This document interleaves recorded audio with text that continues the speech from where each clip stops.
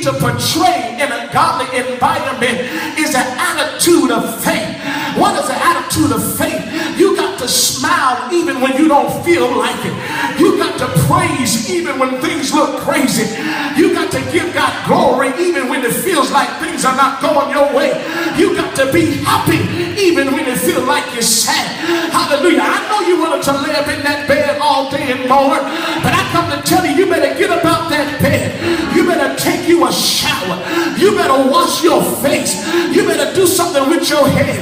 And you better walk around that house and say, I'm happy in Jesus alone. Y'all ain't talking to me here. You got to do something to make you happy. Hallelujah. I don't mean to be worldly right here. Hallelujah. But if you ever watched that movie called Players Club, amen, he had a little saying in that movie where he said, do something to make me happy. Y'all ain't talking. Sometimes you got to put yourself in a place and you got to, all the men know what I'm saying, and you got to tell yourself, do something, glory to God, to make me, I got to do something to make me get up with some joy. I got to do something to make me get